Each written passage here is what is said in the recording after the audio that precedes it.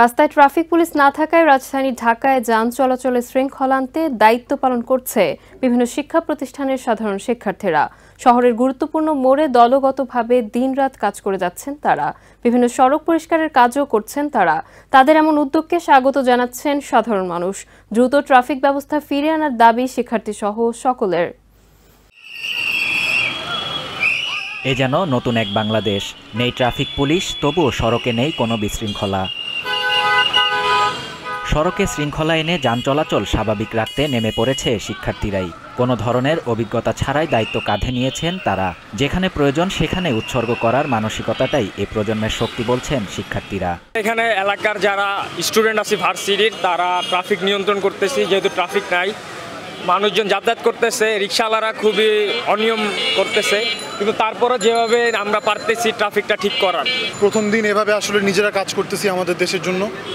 We are really proud to do it. প্রথমে traffic ব্যবস্থাপনার হিসেব বুঝতে কিছুটা অসুবিধা হলেও নিজেদের মধ্যে আলোচনা করে একজন হয়ে উঠলেন পারদর্শী। ট্রাফিক পুলিশের কাজ কষ্টসাধ্য, এই উপলব্ধি থেকে তাদের শ্রদ্ধা জানান ভবিষ্যৎ বাংলাদেশের কাণ্ডারীরা।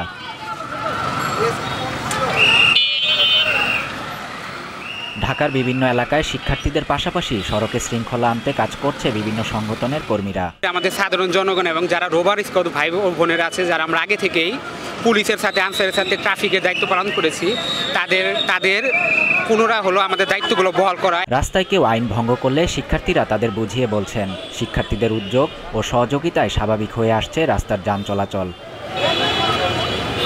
হেলমেটবিহীন মোটরসাইকেল নিয়ে যারা সড়কে নেমেছে তাদের পরবর্তীতে হেলমেট নিয়ে বের হতে অনুরোধ করছে শিক্ষার্থীরা।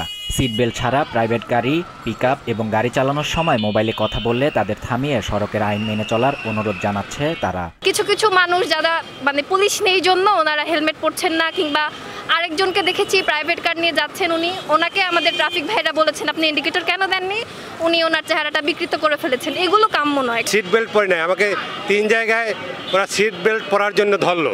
তো আমি ঢাকা শহর ছোটবেলা থেকে চলি, কখনো কোনো ট্রাফিক আমাকে এই কথা বলেনি যে সিট বেল্ট পরতে হবে।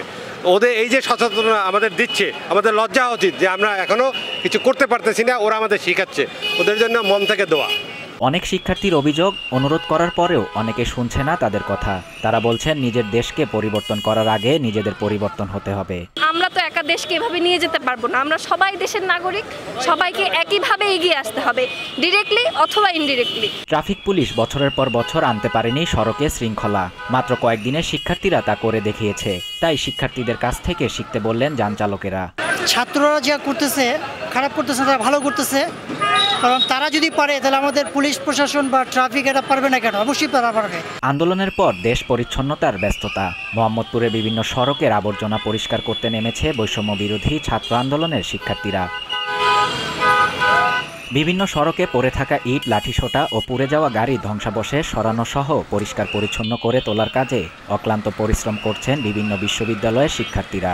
পরিষ্কার শেষে কোথাও কোথাও লাগাচ্ছেন গাছ।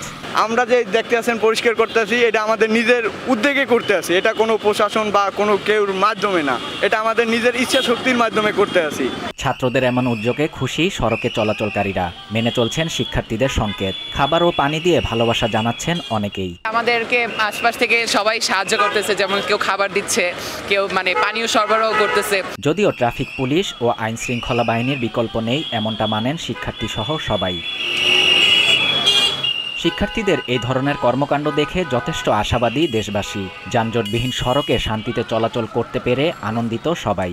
সবাই যেভাবে আজকে পরিচালনা করছেন তাদের অনেকটাই সন্তুষ্ট। এদের যে শৃঙ্খলা ব্যক্তিত্বটা ভালোই লাগছে, আমার কাছে ভালো মনে হইতেছে। বহু বছর পরে খুব শান্তিতে রাস্তায় চললাম, খুব শৃঙ্খলা ভাবে চললাম, শান্তি লাগলো অনেক।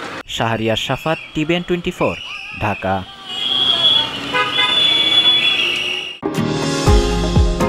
নিউ ইয়র্ক থেকে সম্প্রচারিত TVN 24 টেলিভিশন বিশ্বজুড়ে বাঙালির কণ্ঠস্বর।